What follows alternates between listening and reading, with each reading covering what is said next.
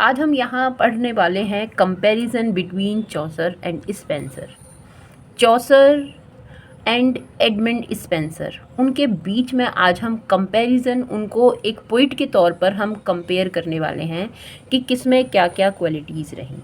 While आप देखिए कि जो एज ऑफ चौसर है और एज ऑफ एडमंड स्पेंसर है, उनमें एक लंबे समय का अंतराल रहा है, मगर फिर भी ये जो बुक है आपकी history of English literature written by William W.J. Long, उनकी इस बुक में हमें यहाँ कंपैरिजन देखने के लिए मिलता है। और हम इस सीरीज़ को कंटिन्यू कर रहे हैं जो कि एज ऑफ एलिजाबेथन पर है। हमने इसका हिस्टोरिकल बैकग्राउंड, पॉलिटिकल बैकग्राउंड देखा, उसके बाद में हमने नॉन ड्रामेटिक पोइट में एडमंड स्पेंसर को देखा, और उसके बाद आज हम करने वाले हैं यहाँ पर comparison between Chaucer and Spencer.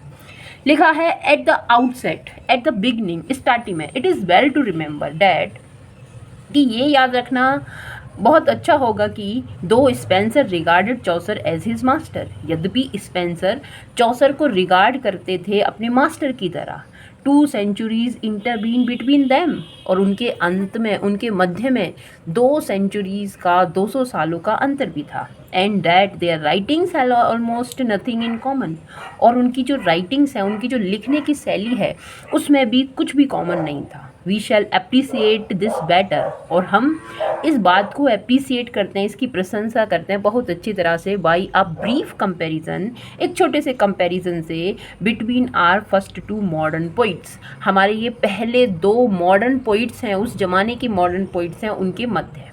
Chaucer was a combined poet and man of affairs. Chaucer एक पोइट भी थे, मैन ऑफ अफेयर, बिजनेसमैन भी थे, विद द लेटर प्रीडोमिनेटिंग, इसके साथ बाद में ये प्रीडोमिनेटिंग भी रहे, मोस्ट नोटिसेबल भी रहे ये दो, dealing largely with ancient and medieval material. इस बार मतलब डील करते हुए मिडाइबल टाइम का और एंशियंट टाइम का जो मटीरियल, जो सामग्री है, he has a curious modern way of looking at life, और उनके पास एक बड़ा ही जिज्ञासु भरा तरीका था जीवन को देखने का। इंडीड, बेशक, he is only author preceding Shakespeare with whom we feel thoroughly at home.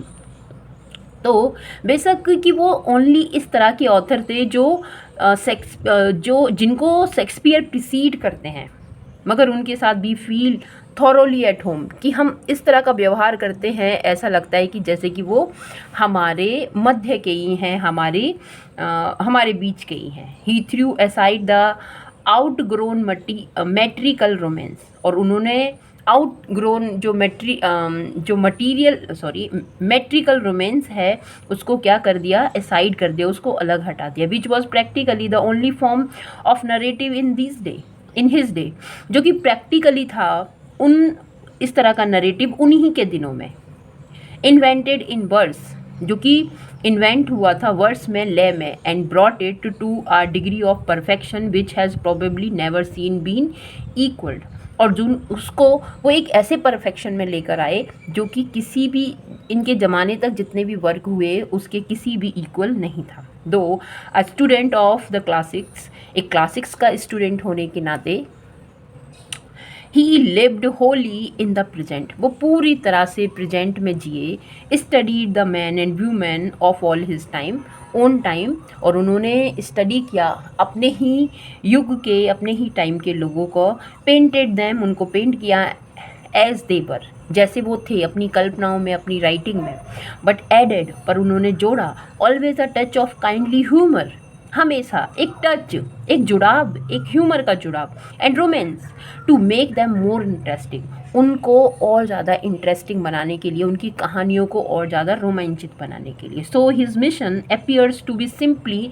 To amuse himself and his reader, तो उनका जो मिशन है ये पूरी तरह से साफ साफ दिखाई देता है कि बस क्या था, अम्यूज़ करना था, एंटरटेन करना था अपने आप को और अपने रीडर्स को। His mastery of various and melodious words, उनकी जो मास्टरी थी मेलोडियस वर्ड्स पे, लय पर, छंद पर, was marvellous and has never been surpassed in our language, वो बहुत ज़्यादा मार्वलस थी और कभी भी सरपास नहीं हुई हमारी लैंग्वेज से। But English of his days, पर जो इंग्लिश थी उनके दिनों की, वॉज चेंजिंग रैपिडली, बहुत तेज़ी से रैपिडली चेंज हो रही थी।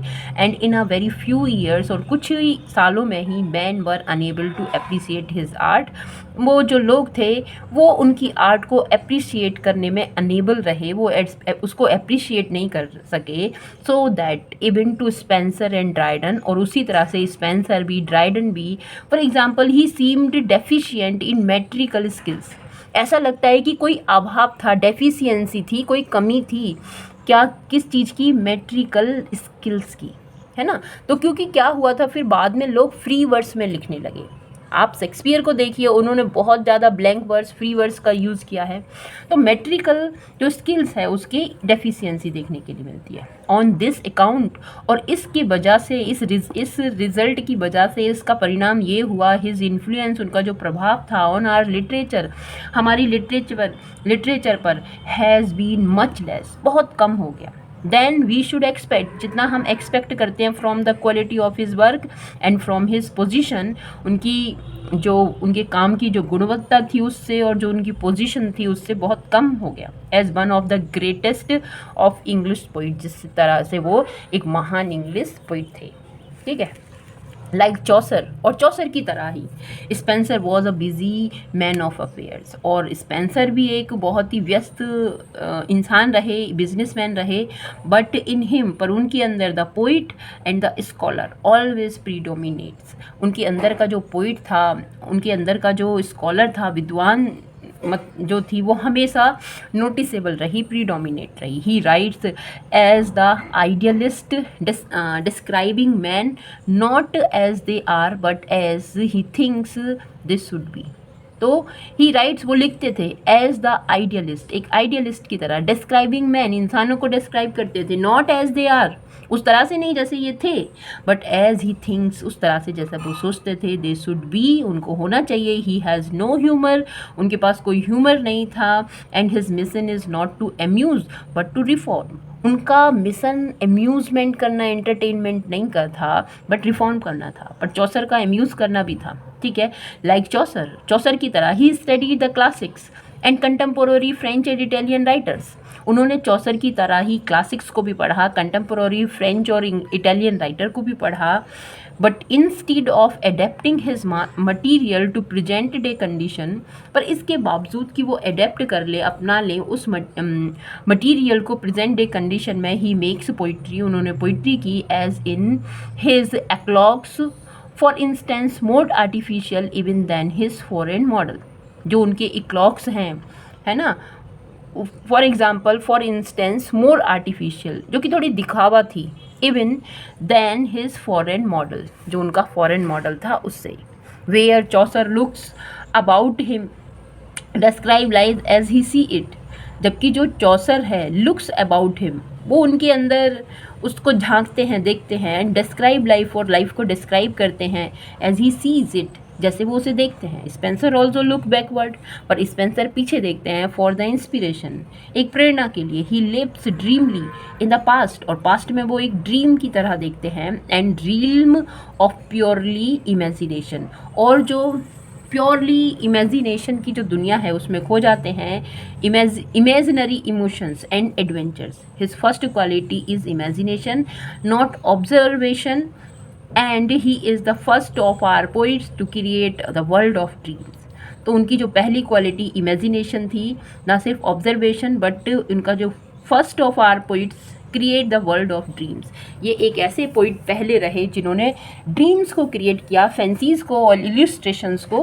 बनाने का काम किया। His second quality is a wonderful sensitiveness to beauty, एक बड़ी ही आश्चर्य वंडरफुल, ठीक है, ब्यूटी को सेंसिटाइज करना था, which shows it self not only in the subject matter but also in the manner of his poetry. ना सिर्फ वो उसके सब्जेक्ट मैटर को दिखाती है, बट उनकी जो पोइट्री का मैनर है उसे बताने का काम करती है।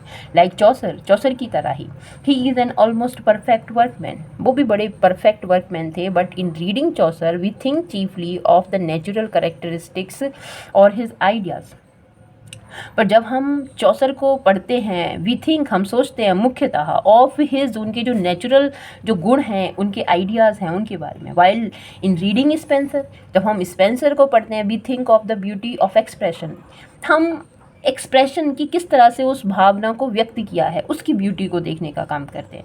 द एक्सक्यूसाइट स्पेंसेरियन स्टेंजा, और जो विशेष भव्यता से भरे हुए जो स्पेंसेरियन स्टेंजा है, भाई इससे क्वेश्चन आता है स्पेंसेरियन स्टेंजा से। तो क्या स्पेंसेरियन स्टेंजा होता है, कितने मीटर होते हैं, किस तरह का होता है, इस पर आपको थोड़ा सा वर्क करना है और नोट डाउन करना है, ठीक है। The exquisite Spenserian stanza in and the rich melody of Spenser's verse, और जो बहुत अच्छी मेलोडीज जो हैं उनके वर्स की, उनके छंद की, हैव मेड हिम, वो उन्हें बनाती हैं the model of all our modern poets, model बनाती हैं, ठीक है, एक उदाहरण बताती हैं हम मॉडर्न पोइट्स का। तो ये हमारे एडमंड स्पेंसर के बारे में हुआ और उनका कंपैरिजन हुआ। अब हम कुछ माइनर पोइट्स हैं नॉन ड्रामेटिक पोइट्स में, उनको भी देखने का काम करते हैं। और इस समय के जो सबसे बड़े पोइट्स जो रहे हैं वो एडमंड स्पेंसर, जिनको W.J. लॉन्ग की बुक में एक डिटेल में दिया है, ठीक है। अब कुछ माइनर पॉइंट्स की बात करें तो दो, Spencer is one great non dramatic poet of the Elizabethan as, Elizabethan age के ये नॉन ड्रामेटिक एक बड़े पोइट हैं। अ मल्टीट्यूड ऑफ माइनर पोइट्स, और माइनर पोइट्स के कई गुना हैं, demand attention of the student who would understand the tremendous literary activities of the period, जो एक ट्रिमेंडस एक्टिविटीज़ को से फेमिलियर है ना, उस तरह के ये लोग हैं, उसको समझते हैं। One needs only to read the Paradise of Dainty Devices, ठीक है। वन नीड्स टू रीड, हर किसी को चाहिए कि वो इसको रीड करे। ये जो वर्क है पैराडाइज ऑफ डैनिटी डिवाइस 1576 में आया, और gorgeous gallery of gallant invention जो 1578 में आया है, 1578 में आया। और any other of the miscellaneous collection to find hundreds of songs, और कुछ अलग मिसलेनियस कलेक्शन जिसमें बहुत सारे सॉन्ग्स हैं, many of them of exquisite workmanship, जिसमें से बहुत अच्छे वर्क पर हैं, विशेषताओं पर हैं, बाय पोइट, उन पोइट्स की whose name now awaken no response, जिनके नाम की आज कोई पहचान नहीं है, कोई रिस्पॉन्स नहीं है। A glance is enough to assure one that overall, एक दृष्टि, एक ग्लैंस ही एनफ है इस बात को एश्योर करने के लिए। The sweet spirit of song, जो एक प्यारी स्पिरिट है सॉन्ग की, had risen like the first chirping of the bird after a storm. तो इस टाइम में, एलिजाबेथन टाइम में, जो पोइट्री है, जो सॉन्ग्स हैं, उनकी एक चिरपिंग सुनाई देती है, जैसे स्टॉर्म के बाद, तूफान के बाद शांति होती है, उसके बाद कुछ खलबलाहट होने का काम होता है, उस तरह से। Nearly 200 poets are recorded in the short period from 1558 to 1625। तो इस टाइम पीरियड में लगभग 200 पोइट्स को रिकॉर्ड किया गया था, and many of them were prolific writers, और उनमें से बड़े खूब राइटर थे। In a work like this, इस तरह का एक वर्क है, we can hardly do more than mention a few of the best known writer, और जिन्हें हम बड़ी मुश्किल से बेस्ट नोन राइटर के नाम से जानते हैं। And spend a movement at least with the work that suggest, and spend a movement, उन्होंने एक क्षण स्पेंड किया, बिताया, एटलीस्ट कम से कम विद द वर्क, उस काम के साथ, that suggest Marlowe's description of infinite riches in a little room, जो मार्लो का डिस्क्रिप्शन है, और क्या description, infinite riches in a little room, की एक छोटे से कमरे में बेहद संपत्ति, लक्ष्मी।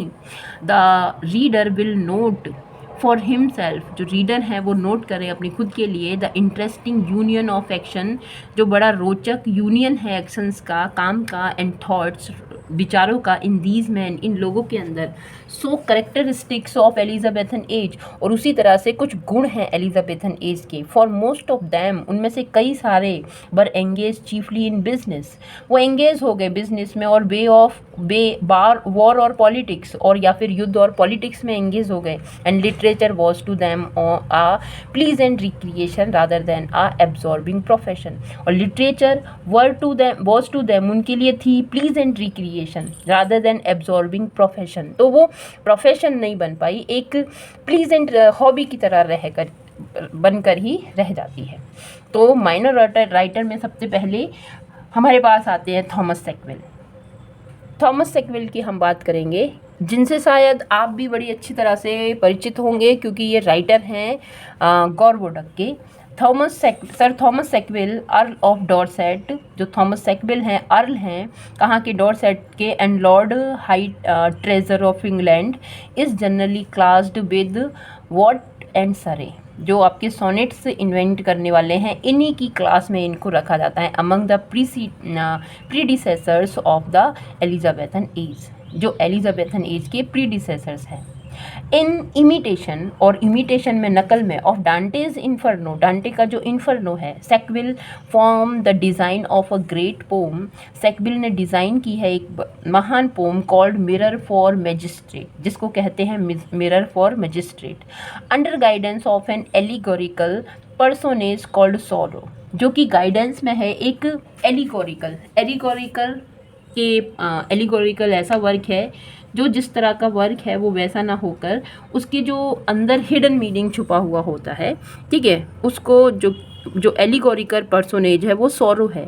ही meet the spirit of all the important actors, और वो मिलते हैं द स्पिरिट्स, उन आत्माओं से, of all the important actors in English history के जो इम्पोर्टेंट एक्टर्स रहे हैं, अभिनय करता है। The idea was to follow Lydgate's Fall of Princes, और वो आइडिया जिसको वो फॉलो करते थे जो लेगेट्स का है fall of princes, and let each character tell his own story, और सोचते थे कि जो करेक्टर्स हैं उन्हें अपनी स्टोरी खुद कहने दो, so that the pome would be mirror, और इसी तरह से ये जो पोम है वो मिरर बन जाती है, आईना बन जाती है, इन विच, जिसमें प्रेजेंट रूलर, जो आज के रूलर हैं, माइट सी देम सेल्फ, अपने आप को देख सकते हैं, एंड रीड द वार्निंग, और जो आने वाली वार्निंग है, चेतावनी, उसको देख सकते हैं। Who reckless rules right soon may be hope to rue, who reckless, बड़ी बुरी तरह से रूल कर रहे हैं, राइट सून, उसी समय में, होप, जो आशा करते हैं, टू रू, की हर चीज़ रू हो जाएगी, बर्बाद हो जाएगी। Sackville finished only the induction, Sackville ने सिर्फ इंडक्शन को फिनिश किया, and the complaint of the Duke of Buckingham, और ये उनका दूसरा वर्क है, उसको फिनिश किया। These are written in rhyme royal, और ये वर्क थे राइम रॉयल में लिखे थे, जो कि चौसर ने इनका इजाद किया था, एंड आर मार्क्ड, और वो उनको पहचान किया गया था by strong poetic feeling and expression, strong, बहुत गहरी जो पोइटिक फीलिंग है और इमोशंस है उसके तौर पर। Unfortunately Sackville turn from poetry to politics, पर होता ये है कि जो सेकविल है वो पोइट्री से पॉलिटिक्स की तरह टर्न हो जाता है। The pome was carried on by 2 inferior poets, और उनकी जो पोम्स है वो आगे बढ़ाई जाती हैं 2 और इंफीरियर पोइट्स हैं उनके through, William Baldwin and George Ferrers और विलियम बैडविल के through. Sackville wrote also a connection with Thomas Norton, Sackville ने और कुछ भी लिखा जो कि कनेक्ट था थॉमस नॉर्टन से। द फर्स्ट इंग्लिश ट्रेजिडी, जो पहली इंग्लिश ट्रेजिडी है, फेरेक्स एंड पोरेक्स, और जिसका नाम गॉरवोडक भी है, इसको विच, और यहाँ से क्वेश्चन आता है, बड़ी इंपॉर्टेंट है ये तो, सब टीजीटी पीजीटी सबके लिए ये इंपॉर्टेंट है, GICLD ग्रेड, ठीक है। विच विल बी कंसिडर्ड, जिसको कंसिडर किया जाता है in the following section on the rise of the drama. तो ये जो वर्क है पहली ट्रेजेडी है, यहाँ से राइज होता है, ड्रामा का उठान होता है। नेक्स्ट हमारे राइटर फिलिप सिडनी हैं, और फिलिप सिडनी के जो वर्क हैं वो भी बड़े इंपॉर्टेंट हैं, माइनर राइटर में यहाँ पर रखा है। 1554 टू 1586 इनका लाइफ पीरियड रहा है। सिडनी द आइडियल जेंटलमैन, एक महान gentleman, the Sir Calidore of Spenser, legend of courtesy, जो सर कैलीडोर हैं स्पेंसर के, और ये जो वर्क है उनका is vastly more interesting as a man than as a writer, एक इंसान की तरह, एक इंसान से ज़्यादा एक राइटर की तरह ये वर्क जो है उनका बहुत फेमस हुआ। And the student is recommended, और लोग स्टूडेंट्स को, विद्यार्थी को रिकमेंड किया जाता है to read his biography rather than his books, कि उनकी बुक्स से ज़्यादा बेहतर है कि उनकी बायोग्राफी को पढ़ा जाए। हिज लाइफ एक्सप्रेसेस, और उनकी जो जीवन है वो एक्सप्रेस करता है better than any single literary work, किसी लिटरेरी वर्क से ज़्यादा अच्छी तरह से। The 2 ideals of the age, जो 2 आइडियल हैं, विचार हैं उस एज के पर्सनल ऑनर, एक तो व्यक्तिगत ऑनर सम्मान और दूसरा नेशनल ग्रेटनेस और राष्ट्रीय महानता। As a writer he is known by 3 principal work. Writer की तरह वो 3 मेन वर्क है, मुख्य वर्क है, उनकी वजह से वो जाने जाते हैं। All published after his death, तीनों ही उनकी डेथ के बाद पब्लिश होते हैं। Showing how little importance he attach to his own writing, कि कितनी कम महत्वता उन्होंने दिखाई अपनी राइटिंग से। Even while he was encouraging Spenser, जबकि उन्होंने एडमंड स्पेंसर को इनक्रेज किया। The Arcadia is a pastoral romance, और जो उनका वर्क है एडमंड फिलिप सिडनी का वर्क है आर्केडिया, एक पास्टोरल रोमांस है। इंटरस्प्रेड विद एक्लॉक्स, जो कि इंटरस्प्रेड है इक्लॉक्स के साथ। इक्लॉक्स वो पोम्स होती हैं, पास्टोरल पोम्स हैं, जो नेचर को बताने का काम करती हैं। इन विच, जिसमें shepherds and shepherdesses sing of the delights of the rural life, गांव के जीवन, जो भेड़िए चराने वाली और भेड़ चलाने वाले हैं वो उस रूरल लाइफ को डिलाइट करते हैं, उसको उसकी हैप्पीनेस में गाने का काम करते हैं। Though the work was taken up idly as summer's pastime, जबकि ये वर्क समर का पास टाइम की तरह आइडियली लिया गया है। It becomes immensely popular and was imitated by hundreds of poets, but ये बाद में पब्लिश होने के बाद में बहुत पॉपुलर हुआ और हंड्रेड्स ऑफ पोइट्स ने उनको इमिटेट किया। देखिए, इन्होंने इतना ज़्यादा कुछ भी नहीं लिखा, मगर इनके वर्क्स को इमिटेट किया जा रहा है। दिस इज़ द रीज़न कि ये फेमस हो रहे हैं। ठीक है। द एपोलॉजिया फॉर पोइट्री 1595 में इनका वर्क आता है, generally called the Defence of Poesie, जिनको डिफेंस ऑफ पोइजी कहा जाता है। अपीयर्ड इन, दिखाई देता है, आंसर टू पैम्फलेट, एक पैम्फलेट के आंसर के तौर पर, by Stephen Gosson, called the School of Abuse, इसकी जो कि इस स्टीफन गॉसन के द्वारा है, जिसको स्कूल ऑफ एब्यूज़ कहा जाता है। 1519 में ये आया है। इन विच द, ये डेट कुछ और ही होगी, in which the poetry of the age and its unbridled pleasure, और जिसमें जो पोइट्री है उस एज की और जो बेलगाम ब्रीडल प्लेजर है वह डिनाउंस विद प्यूरिटन, वो डिनाउंस किया जाता है उसको प्यूरिटन्स विद प्यूरिटन्स के साथ, through thoroughness and conviction. The apology is one of the first critical essay in English, सबसे पहला क्रिटिकल ऐसे है इंग्लिश लिटरेचर में। एंड दो, और ये it's style now seems levered and unnatural, और इस टाइम पर इसकी जो स्टाइल है वो कैसी लगती है, लेवर्ड और unnatural. The pernicious result of the Euphues and his school, it is still one of the best expression of the place and meaning of poetry in any language, और उनका ये वर्क है तो ये इस लैंग्वेज में, इस पोइट्री की फॉर्म में सबसे बेस्ट एक्सप्रेशन है। Astrophel and Stella is a collection of songs, और उनका एक और वर्क जो एस्ट्रोफेल एंड स्टेला है, कलेक्शन है सॉन्ग्स का एंड सोनेट्स का, address to Lady Penelope Devereux, इनको एड्रेस किया गया है। To whom Sidney had once been betroth, जिनके एक साथ थे, जिनके आई थिंक बेट्रॉथ थे, संबंध थे।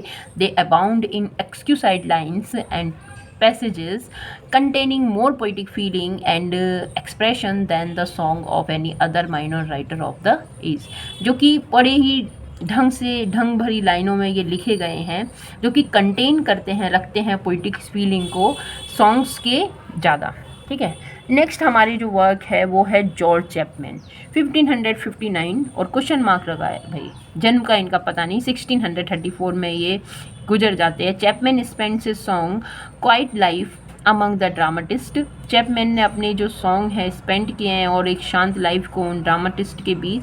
And wrote chiefly for the stage, और स्टेज के लिए लिखा है मुख्यतः। His plays which were for the most part merely poems in dialogue, जिनमें पोम्स होती थी डायलॉग के फॉर्म में। Fell far below the high dramatic standard, जो कि हाई ड्रामेटिक स्टैंडर्ड से बड़े परे थी ऑफ हिज टाइम, उनके समय के। And are now almost unread, और वो पूरी तरह से अनरेड है, किसी ने भी उसको नहीं पढ़ा है। His most famous work is metrical translation of Iliad, और उनका जो फेमस वर्क है वो ट्रांसलेशन है इलियड का, 1611 में आता है। एंड ऑफ ओडिसीज 1614 में आता है। तो भाई ये भी इंपॉर्टेंट है, यहाँ से क्वेश्चन आते हैं कि भाई इलियड और ओडिसीज को जो ट्रांसलेट किया है वो किसने किया है, तो जॉर्ज चैपमैन ने किया है। चैपमैन्स होमर दो लैकिंग द सिंप्लिसिटी, इसमें सिंप्लिसिटी का लैकनेस है, कमी है, एंड डिग्निटी की भी कमी है of the origin, has a force and rapidity of movement, एक फोर्स है, एक रैपिडिटी है उस दौरान की, which makes it superior in many respect, जो उसको सुपीरियर बनाती है बहुत सारे तरीके से, है ना। To Pope's more familiar translation, यहाँ पर भी पोप का बहुत फेमिलियर ट्रांसलेशन है। Chapman is remembered also as the finisher of Marlowe's Hero and Leander, Chapman को ये भी याद रखा जाता है कि उन्होंने मार्लो की हीरो एंड लिएंडर को क्या किया है, फिनिश किया है। In which apart from the drama, जिसमें ड्रामा के अलावा the Renaissance movement is seen, Renaissance movement भी दिखाई देता है। It perhaps its highest point in English poetry, शायद इंग्लिश पोइट्री में ये एक हाईएस्ट पॉइंट रहा है। Out of scores of long poems of the period, इसके अलावा कि उस समय की जो लॉन्ग पोम्स हैं, Hero and Leander, Faerie Queene are the only to which are even slightly known to modern readers, तो ये पूरी तरह से जानी गई मॉडर्न रीडर्स के थ्रू। नेक्स्ट हमारे माइकल ड्रेटन हैं। Drayton is the most voluminous and antiquarian, at least the most interesting of the minor poets. तो ये जो हमारे पोइट हैं माइकल ड्राइटन, तो ये एंटीक्वेरेनियन भी हैं, इस तरह के पोइट्स जो पास्ट चीज़ों को लिखते हैं, उसको कलेक्ट करते हैं, है ना, एंटिक्स चीज़ों को स्टडी करने का काम करते हैं। Most interesting the minor poets, एक माइनर पोइट में इंटरेस्टेड हैं। He is the layman of Elizabethan age, वो एक लेमन रहे हैं एलिजाबेथन एज के, and vastly more scholarly than the predecessor, और स्कॉलरली ज़्यादा रहे हैं प्रीडिसेसर से। His chief work is Polyolbion, तो उनका ये वर्क है। An enormous poem of many thousand couplets describing the town, और कई सारे कपलेट्स जो कि टाउन को डिस्क्राइब करते हैं। Mountains and river of Britain, इस चीज़ को डिस्क्राइब करते हैं। With the interesting legends connected with each, it is extremely valuable work and represent a life time of study and research, और उनके जो वर्क हैं उनमें लेजेंड्स हैं और वैल्यूएबल और लाइफ टाइम वहाँ पर है, जो कि स्टडी करने के लिए, रिसर्च करने के लिए है। Two other work long works are Barons War and the heroic epistle of England, तो ये दो वर्क भी हैं उनके। And besides these were many minor poets, इसके साथ साथ और भी कई सारे माइनर पोइट हैं। One of the best of these line is Battle of Agincourt, और इसमें उनमें जो सबसे बेटर हैं वो जो बैटल ऑफ एगिनकोर्ट हैं उसके, a ballad written in lively metre which Tennyson used, एक मीटर में बल्लड लिखा है जिसको बाद में टेनिसन ने यूज़ किया विद सम वेरिएशन, कुछ वेरिएशन के साथ, in the change of the light brigade, change of the light brigade के वर्क है उसमें। एंड विच शोज, और जो दिखाता है the old English love of brave deeds and the songs that stir a people's heart, और उस तरह के सॉन्ग जो लोगों के हृदय को भी स्टिर कर दे, हिला दें। In memory of the noble ancestor, और जो एक मेमोरी है, यादगार है जो एंसेस्टर्स की, अपने पूर्वजों की। तो ये हमने नॉन ड्रामेटिक पोइट के बाद माइनर पोइट्स को पढ़ा। हाँ, अब हम नेक्स्ट पॉइंट करेंगे द फर्स्ट इंग्लिश ड्रामेटिस्ट। तो किस तरह से फर्स्ट इंग्लिश ड्रामेटिस्ट हुए, ड्रामा हुआ, किस तरह के वर्क आए, और ये भी एक लेंदी टॉपिक रहेगा, बट इसको जल्दी मैं अपलोड करूँगी। और होप करती हूँ कि आपको अच्छा लगा होगा। कैसा आपको लगा आप अपना कमेंट ज़रूर ड्रॉप कीजिएगा। Thanks for watching, thank you.